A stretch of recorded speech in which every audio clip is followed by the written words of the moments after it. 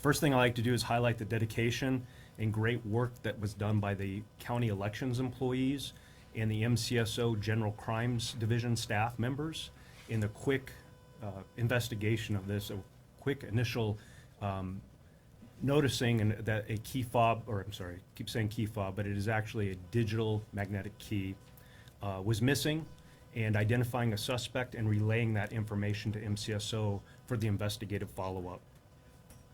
Their swift response and ultimate action helped safeguard democracy and provided our partnered planning and rapid response to the security protocols we have with election proved to be effective. I also want to thank the county attorney, who we're directly working with as we continue investigation and make sure we have the charging review and anything that we find along the way in that investigation. We've partnered with this with election security, but also this is not your average theft, and we'll talk a little bit about that.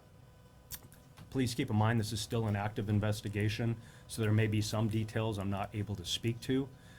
We will give you kind of just the overview. You've got most of that in the Form 4. But the key messages that I want to relay today are the planning and training that has been involved in election security for several months up to this point. We've partnered with county leadership, law enforcement agencies on the local, state, and county level, even some federal partners, that as these cross-jurisdictional boundaries, we make sure that everybody's on the same page. And obviously our prosecuting authorities with the county attorney's office to make sure that we're able to bring these people to justice that commit crimes involving election security, threats, and other nefarious acts. The expedited response, if it wasn't for elections staff members at Maricopa County Election Center, we wouldn't have been able to get on this in time to potentially find the missing evidence and get a suspect in custody. So their vigilance of noting right away that a very sensitive piece of equipment was missing. Secondly, to review video footage and note a suspect and it actually occurring, confronting that individual, and then relaying that information to MCSO for us to respond quickly, recover that evidence, and put somebody into custody for that. From my understanding, the stolen digital magnetic key is something that has the potential to actually log into the tabulation machines in McTech. So you can understand the concern and the implication that might have. The impact of this theft is estimated at over $20,000. That is part of the criminal damage charge that you see with this, because now McTech has to go through and ensure the integrity of that security and reprogram those machines and those keys. And this is all because of one person's criminal action. But this reinforces our commitment to election security. It's the cornerstone of our democratic principles.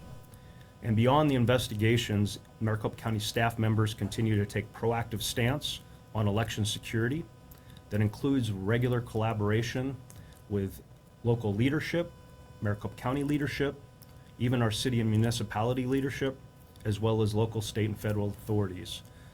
Let me make this clear. MCSO and our partnership will stand vigilant and take the necessary actions to ensure our community, our staff, and our facilities remain safe and secure throughout the election cycle. And with that, I'm sure there are a few questions that you all have, so we will welcome those right now. Start with you, ma'am.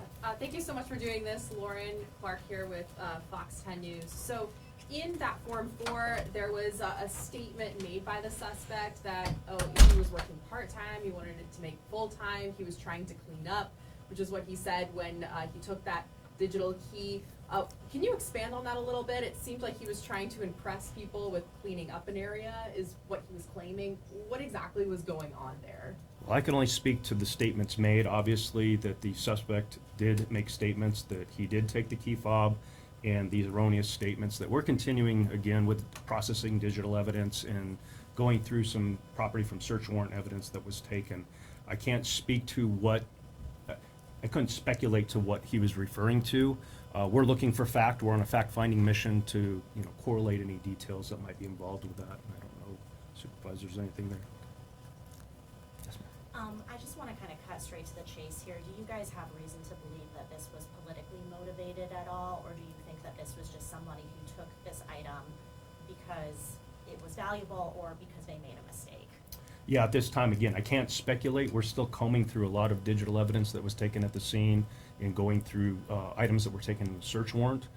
We don't have any indication at this point, but we're not ruling it out. We're going to leave no stone unturned. We're going to make sure that we do evaluate all the evidence that was out there and ensure that we follow up on anything that may be potentially directing us somewhere else or other actors that may be involved in this. But at this point, we do not have anything that indicates that. I have a question, right here. For the supervisor, GOP Chair Swoboda has been critical with the Board of Supervisors, saying there's been a lack of communication between the state party on this case.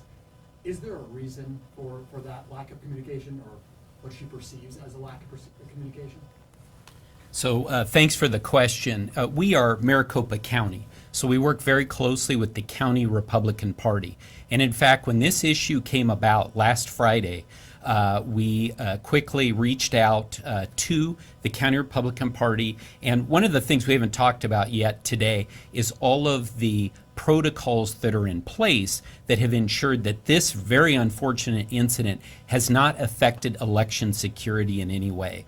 And one of the things that we did, and in fact I have this, so in case you haven't seen it, this is the black security key. So this is an example of what the keys look like. And so once we had this incident, and once we learned that this security key had gone outside of the ballot tabulation center, we reprogrammed the tabulation machines, and that deactivated this. The additional measure that we took was that we did a brand new logic and accuracy test. And we reached out to all of the county political parties and invited them to be a part of that logic and accuracy test. In addition, yesterday morning we reached out to the county Republican Party, all of the county parties, and gave them a briefing on this criminal situation.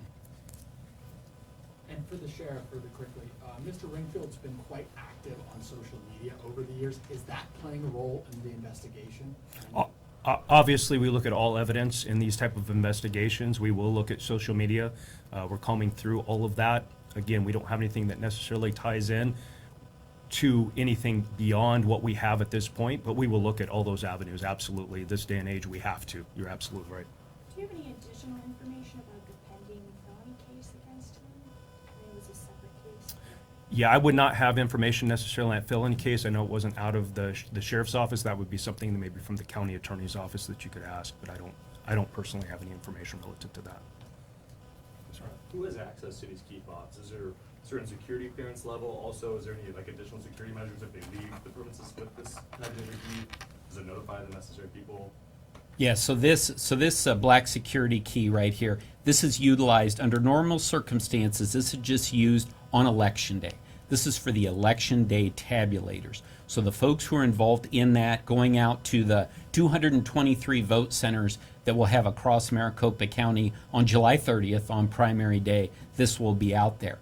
What we do at the beginning of each day, we do an inventory check and make sure that we have all of these black security keys. We did that on Friday morning. We found that one was missing. So immediately, our team at elections, they spoke to all of the people who were working in the ballot tabulation center on Thursday, the day before, and they also reviewed the security camera footage. So we have security cameras, we also have live stream cameras. They evaluated that, and they determined that the suspect that we've been talking about had taken the black security key and put it in his pocket and then removed it from the ballot tabulation center.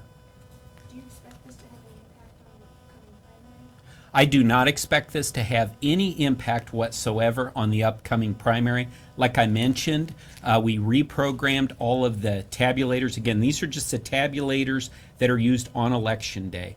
And then we did the logic and accuracy test. So it should not have any impact whatsoever on the primary. And hopefully what it should do is instill even more confidence in folks out in the community that one of these keys got out. One of these keys got out at the end of last week, and now we're here. The sheriff has acted, and we cannot thank the sheriff and the sheriff's office enough for their incredible partnership. They jumped right into action on this on Friday. The suspect was arrested the day that we determined it was missing, and the black security key was recovered, again, on the same day. That's incredible work by our law enforcement partners. And on that point, how many hours was it? Did it go from theft to arrest? Because it was that really quick turnaround. Yeah, I'm not sure exactly on the hours, but again, in the same day, we discovered that it was missing. He was arrested by Maricopa County Sheriff's Office, and then also the black security key was recovered, all on the same day. So I have two questions here. Okay, so Mr. Ringfield was in a felony diversion program. Had the county known that, would he have been hired? So again, like the sheriff said, we're not going to get into the specifics of this case at this point, but we do for all of our temporary employees, and he was a temporary employee in elections, we do a criminal background check. And when we did that criminal background check, we did not find this. He was on diversion, and that is something, again, that's a case-by-case basis that we look at this. But it takes 2,000 to 3,000 temporary employees to run an election in Maricopa County. So security is very important, and we look at each one of those cases to ensure the election security. Okay, my second question, the security key that you're talking about, just one is costing the county $20,000. How much time is it gonna take for everything to be reset, reprogrammed? Has this already been paid for? Are we still in the process of this being fixed? So some of these details I'm going to refer to our experts on the ground. I believe all that has been completed already. As far as the cost is concerned, all of my colleagues on the Board of Supervisors agree with me. You can't put a price on democracy and election security. This team is committed to it. The sheriff is committed. The recorder is committed to it. We're going to do what we need to do to make sure that people know that our elections are safe and secure, and that when people who we have entrusted to work on elections violate that trust, we're going to act upon it. We're going to act strongly. We're going to get to the bottom of it. And we're going to make sure if there's someone else who decides to do something like this, we'll be on the phone with the sheriff again. We're not messing around here. This is too important. And we know that the residents of Maricopa County and the voters of Maricopa County are trusting in us to make sure that this is a safe and secure election. Sorry, one more. So obviously, since that incident, you have protocol in place because you caught what had happened. Has this incident shifted the process or what y'all do on an everyday basis to make sure that, this doesn't happen again? Obviously, there was already protocol in place, but have you taken additional steps to make sure that this doesn't happen again? So this just happened at the end of last week, and at Maricopa County, we're committed to continuous improvement. So we're taking a look at this entire incident, the entire event, to see if anything additionally needs to be added. But my feeling on this is this proves that our protocols work. The system worked. This was identified almost immediately, and it was addressed immediately. There was mention of another key besides the fob on that. Was there another key along with the fob? And the police report had said something about a plastic key being cited. Yeah, I believe that was also obviously seized during the search warrant. We're still working with what that actually goes to at the elections. But the main thing was the security key for the tabulator, but everything was retrieved relative to what he stole and what was involved in that makeup of the actual lanyard. Okay, so you can't comment on what that other key was for? I would have to get with probably the elections staff on that because it Yeah. wasn't a key for the sheriff's office. Yeah, we may be able to address it. Jennifer might be able to address that, but I'm not able to address it at this moment. One more for you. There is this increased concern about insider threats.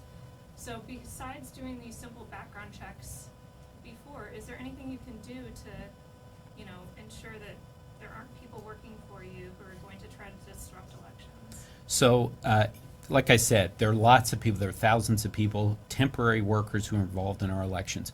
We do the criminal background checks. We're committed to that. But additionally, we have, and I think that this incident has shown, all of the protocols that we have in place. We have cameras. We have observers, additionally, throughout the process. We have observers of the political parties from time to time. We have other people in the room. So there are various protocols that buttress what we're doing already, which is definitely our due diligence to do the criminal background checks of all of our temporary employees, as well as permanent employees. So kids, you mentioned that the key fob is used on election day. Wondering why was kind of in an area where it could be easily grabbed? Yeah, so great question. So last week when this black security key was taken by the temporary employee, we were testing out the tabulation machines to make sure that everything was working in preparation for the July 30th primary. So if falling into the wrong hands, that security key, what would somebody have the potential to do? We talk about compromising the election, but breaking it down a little bit more so people can understand, what would somebody be able to do with that security key?